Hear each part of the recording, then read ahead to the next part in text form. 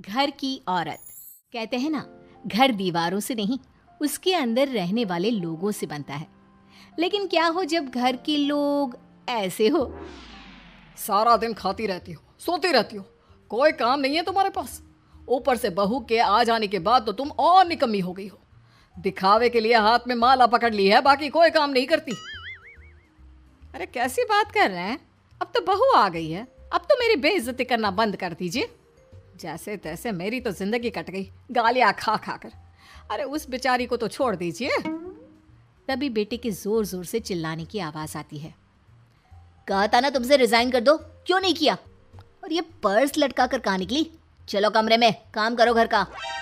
बहू बेटे की लड़ाई सुनकर सास ससुर बाहर आ जाते हैं। सामने खड़ी होती है नई नवेली बहू रीमा। देख लीजिए माँ जी, शादी से पहले तो मेरे माँ पापा के सामने कहा था कि शादी के बाद नौकरी करने देंगे, लेकिन अब क्या कह रहे हैं? तो तुम माँ जी को क्यों बोल रही है बहू?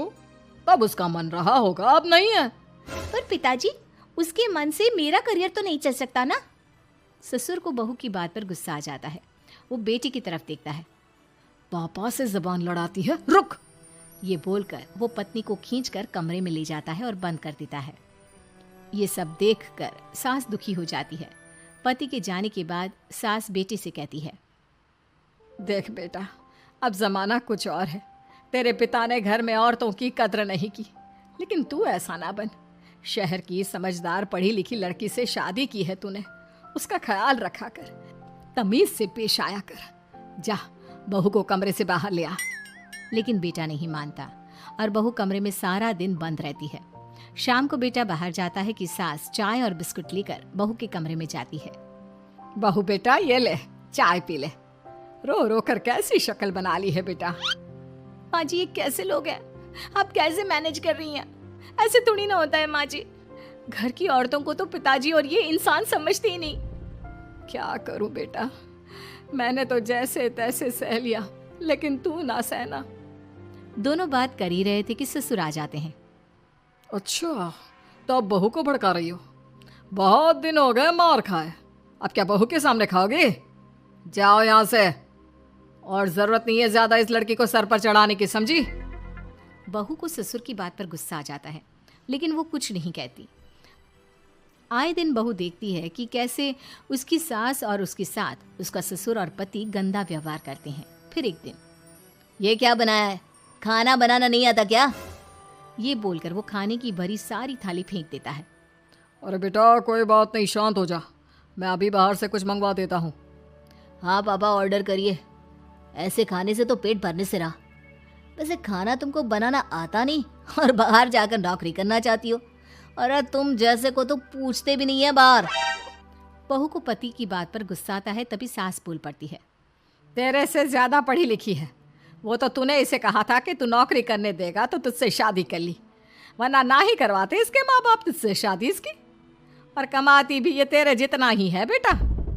बहू हैरान रह जाती है कि जो सास खुद के लिए एक बार भी खड़ी नहीं हुई, वो उसके लिए बेटे को भी भला बुरा सुना रही है।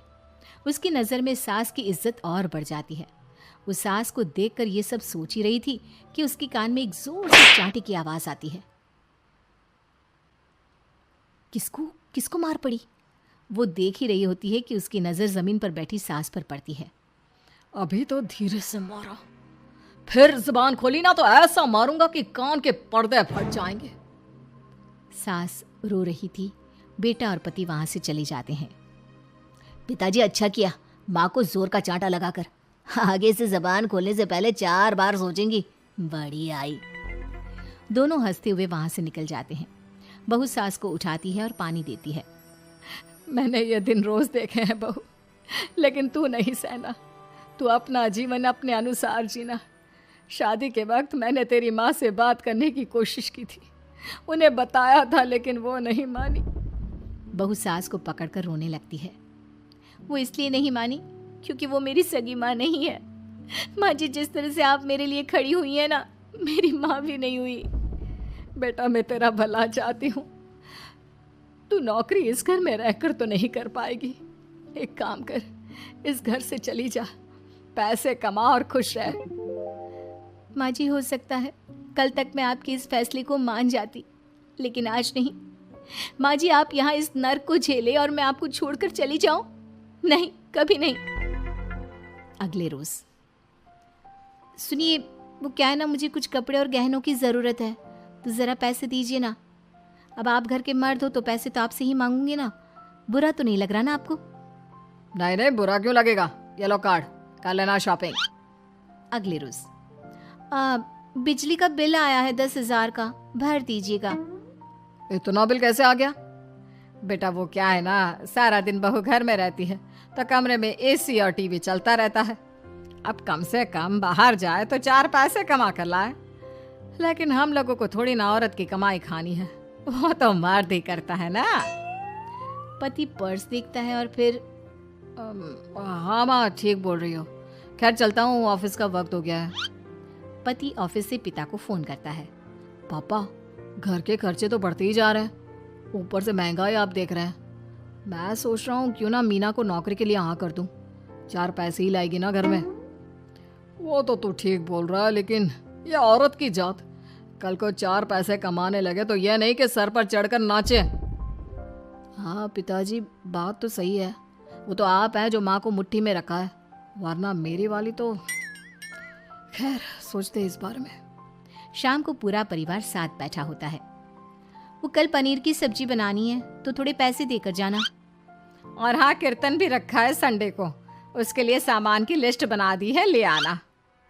पापा को दे दो, वो ले आएंगे। अरे पापा कहाँ से ले आएंगे, मेरे पास नहीं है पैसे वैसे। लो पैसे ही नहीं है, मेरे पापा की जेब तो हमेशा नोटों से भरी रहती है। बेटा लक्ष्मी को जो पूजता है ना, उसके पास लक्ष्मी रहती है। जो घर की औरतों को मारे पीटे, वो भला कैसे लक्ष्मी का लाभ ले सकता है।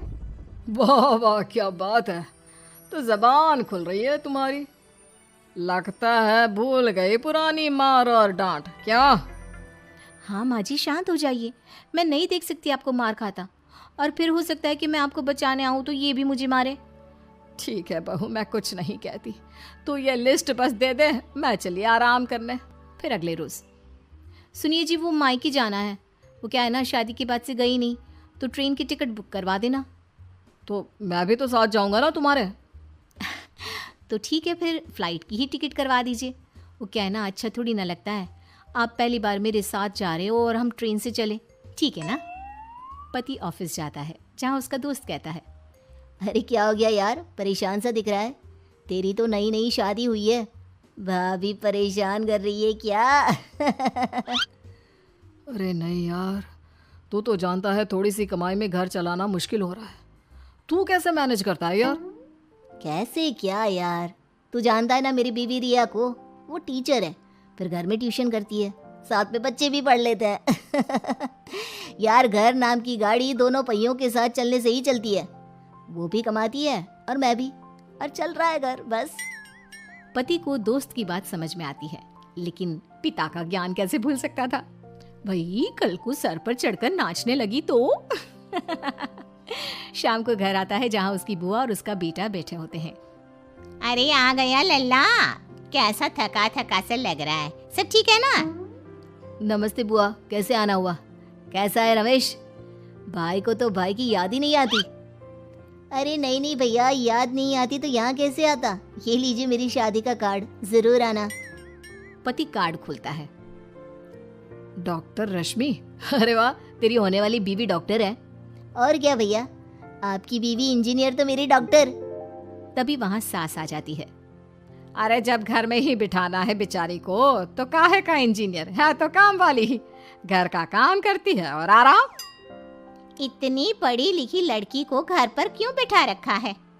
अरे बहू कहीं झोला छाप डिग्री तो नहीं लेकर आई है? पत्नी की बुराई सुनकर पति को गुस्सा आता है।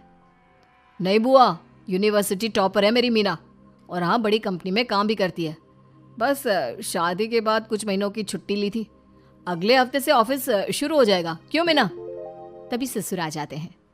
हाँ लेकिन फिर घर का काम कैसे होगा, और पैसे कमाने लगेगी तो सर पर। पिता की बात पूरी नहीं हुई कि बेटा, सर पर चढ़ने का हक है उसका पापा, पत्नी है वो मेरी, यानी मेरे घर की रानी, और रानियां तो सर का ताज होती है। क्यों मीना? मीना पति की बात सुनकर शर्मा जाती है। वाह बेटा, तू सही समय में समझ गया कि औरतों की इज्जत करने वाले घर में शांति और लक्ष्मी का वास होता है।